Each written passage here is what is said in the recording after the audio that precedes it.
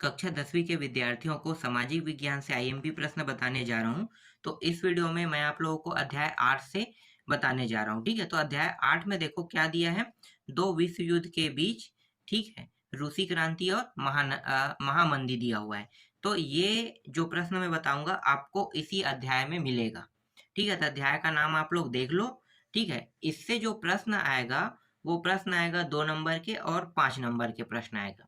लेकिन मैं आपको सजेस्ट करूंगा कि यहाँ से सिर्फ आपको 2 नंबर के ही प्रश्न पढ़ना है।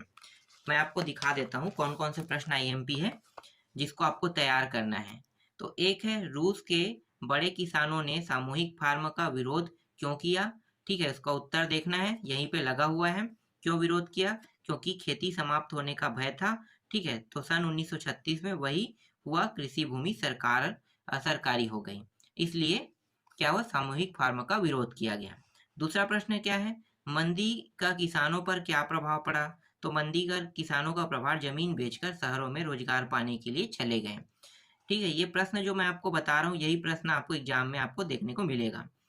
रूस की बेल्सिविक क्रांति कब और क्यों हुई? तो उत्तर क्या लेना है, अक्टूबर 1917 में रूस की निरंकुश जारशाही को समाप्त कर जनता का शासन स्थापित करने के उद्देश्य से हुई थी। चौथा प्रश्न देखो, क्रांतिकारी सरकार के गठन के बाद लेनिन ने कौन से 2 महत्वपूर्ण ऐलान किए? तो कौन से 2 ऐलान किए? तो देख सकते हो, एक तो है यहाँ पे जमीन संबंधी ऐलान किया और एक यहाँ पे है युद्ध विराम। ठीक है, अपील किया गया है कि युद्ध को रोक दिया जाए। तो ये दोनों ऐलान हुआ था। इसके बाद देखो, सोवियत और संसद में आप क्या अंतर कर सकते हैं? ठीक है, तो सोवियत और संसद क्या है? सोवियत पंचायतों का ही रूसी नाम है। संसद देश में शासन व्यवस्था बनाने वाले जनप्रतिनिधि सभा को कहते हैं। इसके बाद डायरेक्ट आपको 7वां देखना है, 6वां नहीं देखना है। धुरी राष्ट्र में जर्मनी के साथ कौन कौन से देश सम्मिलित थे? तो जर्मनी के साथ था, इटली था, जापान देश शामिल थे। ठीक है, ये धुरी राष्ट्र है। 2 राष्ट्र थे, एक धुरी राष्ट्र में बटा हुआ था और एक जो है जितने भी जैसे ब्रिटेन है, अमेरिका है, फ्रांस है, ठीक है, ये एक तरफ था। चलो आगे देखते हैं, न्यू डील की घोषणा क्या थी? तो इसका उत्तर आप देख सकते हो, आर्थिक मंदी से ग्रसित लोगों को राहत, वित्तीय संस्थाओं में सुधार तथा शासकीय निर्माण कार्य द्वारा आर्थिक स्थिति को सुधारने का वचन दिया गया था। तुर्की में लोकतंत्र और धर्मनिरपेक्ष शासन किसने स्थापित किया?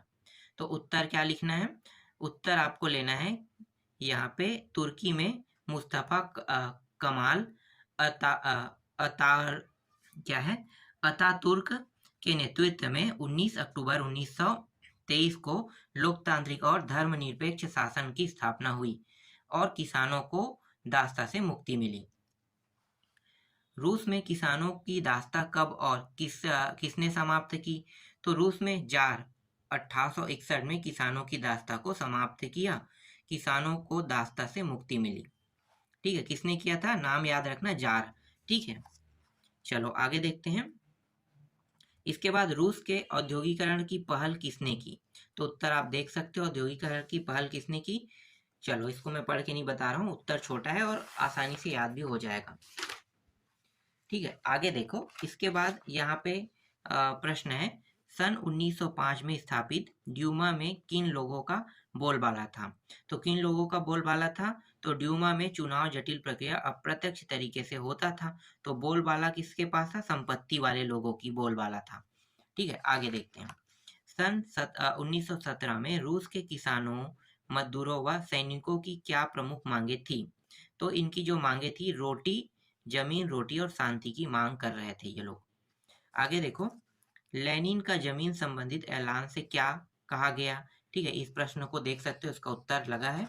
ठीक है, रूसी क्रांति के 2 कारण लिखिए, तो यहाँ पे इनके दोनों कारण लिखा हुआ है। 16वां प्रश्न देखो, समाजवाद के 2 सिद्धांत लिखिए, ये दोनों सिद्धांत आपको देखना है। क्या आपको लगता है कि युद्ध करना एक आर्थिक जरूरत है? तो आपको बताना है यहाँ पे, तो इसका भी उत्तर लगा हुआ है। ठीक है, क्या मंदी का किसानों एवं मजदूरों पर एक जैसा प्रभाव पड़ता है? तो इसका भी उत्तर आप देख सकते हो। ठीक है, आगे देखते हैं। इसके बाद 19वां प्रश्न देखो, क्या बताना है 19वां प्रश्न में, रूसी क्रांतियों के 2 प्रमुख उद्देश्यों का उल्लेख कीजिए। यहाँ पे लगा हुआ है, ठीक है, 2 नंबर के प्रश्न है ये सभी। और सन 1917 ईस्वी की रूसी क्रांति 2 परिणामों को लिखिए। ठीक है, तो इतना ही प्रश्न ना इम्पोर्टेंट है अभी, क्योंकि अब जो प्रश्न आएगा वो 5 नंबर का रहेगा। तो 5 नंबर के प्रश्न ने यहाँ से आपको देखने को नहीं मिलेगा। इसके अलावा जो इसके साथ और जो अध्याय है ना, मर्ज है, वहां से आपको प्रश्न को देखने को मिलेगा। फिर भी मैं आपको यहाँ से 5 नंबर के 2-3 प्रश्न दे देता हूँ, ठीक है, जो 5 नंबर में देखने को मिल सकता है। ये 5 नंबर का नहीं है, जुड़ के आ सकता है। ये है प्रथम विश्व युद्ध। 1914 में क्या हुआ था, युद्ध हुआ था ना, तो प्रथम विश्व युद्ध मान लो 1914 से ही शुरू हुआ था। सन 1914 में रूस की राजनीतिक स्थिति कैसी थी, ये प्रश्न आपको देखने को मिल सकता है। इसके अलावा रूस की औद्योगिकरण पर एक संक्षिप्त टिप्पणी लिखिए, ये प्रश्न आपको देखने को मिल सकता है। ठीक है, ये 5 नंबर के प्रश्न के लायक है।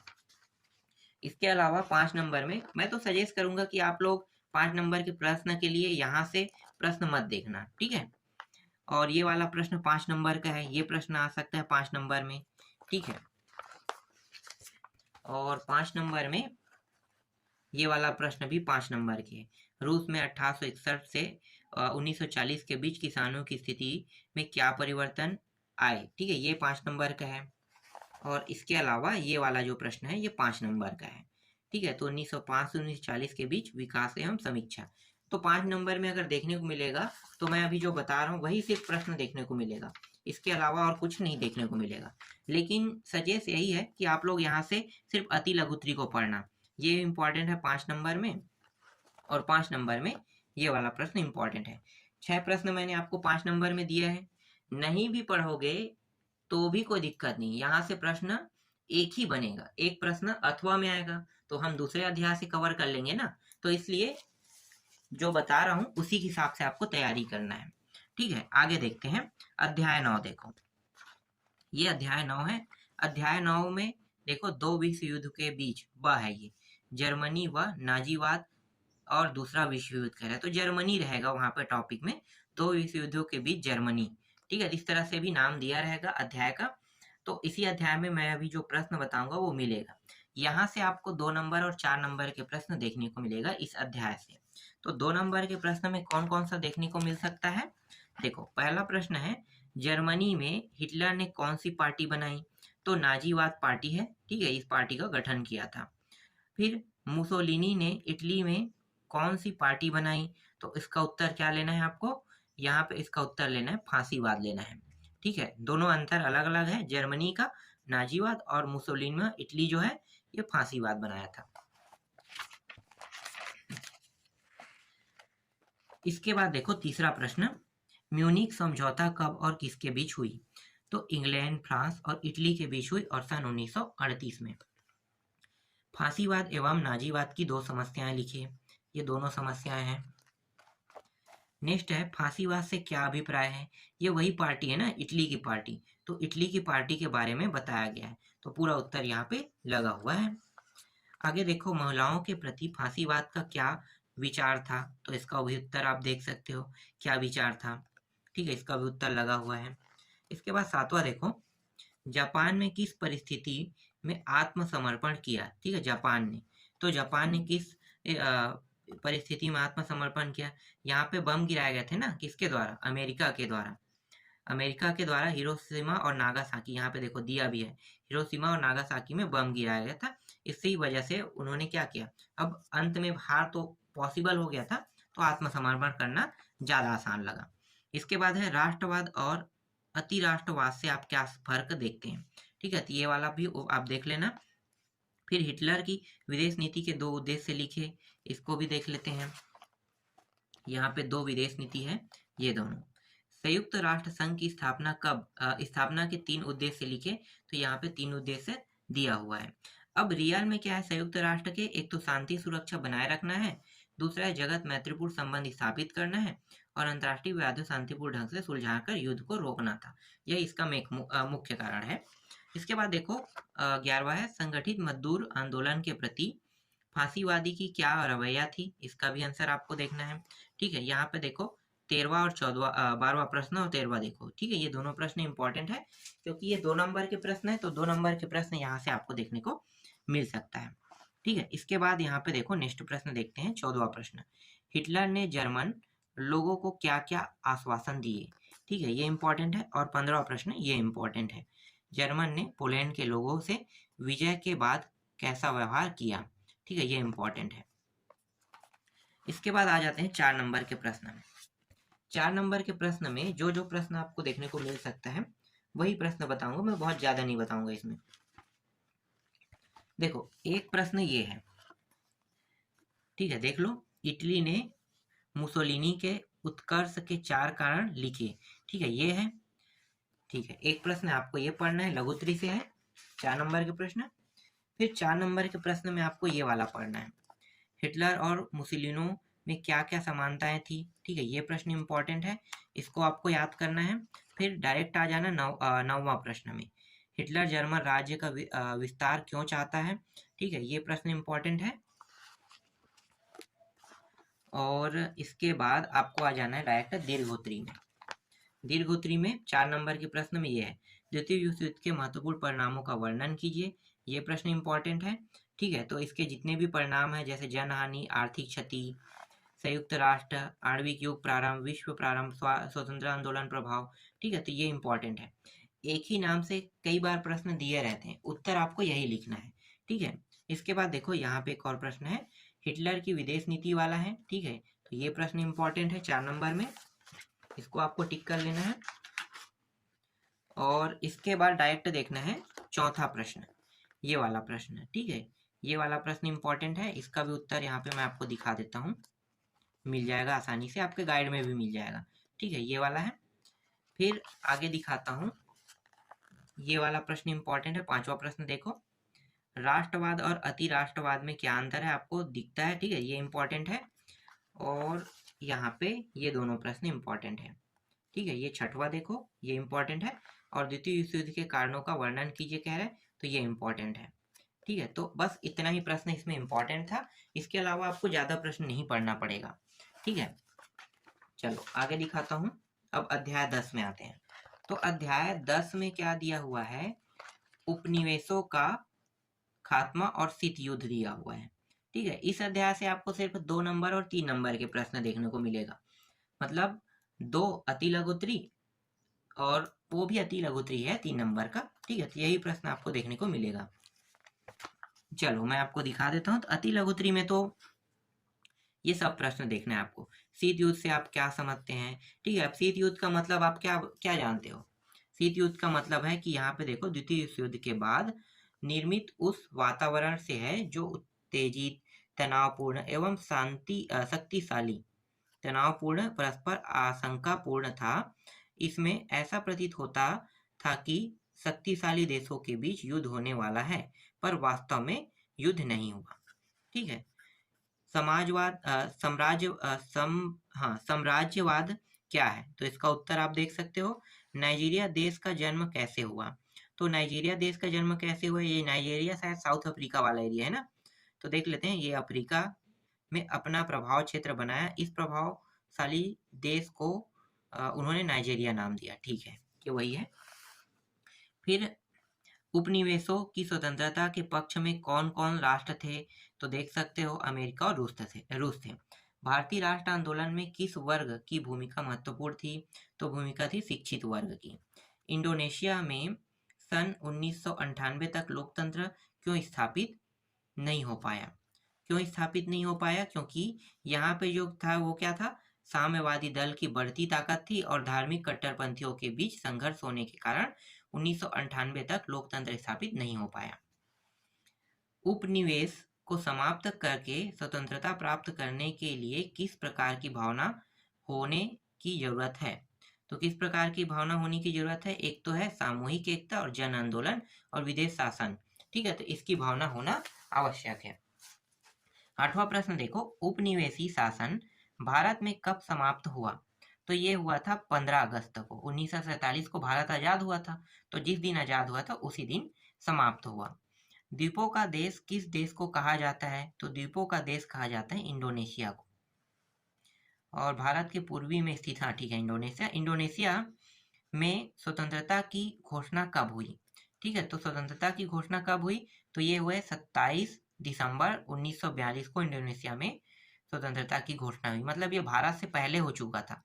भारत में 1942 में स्वराज की मांग उठ रही थी ना उसी समय, तो ये उसी समय हो चुका था। गुट निरपेक्ष आंदोलन के संस्थापक देश कौन कौन से थे? तो एक तो है भारत, मिस्र, यूगोस्लाविया, इंडोनेशिया, ये थे। शीत युद्ध किन दो गुटों के बीच हुआ? तो दो गुट में से एक गुट था अमेरिका और दूसरा गुट था सोवियत संघ। मतलब ये रूस है, ठीक है।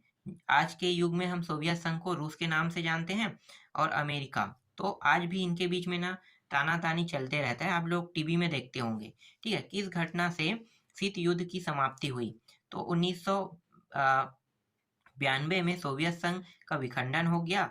इस घटना के साथ ही शीत युद्ध समाप्त हुआ।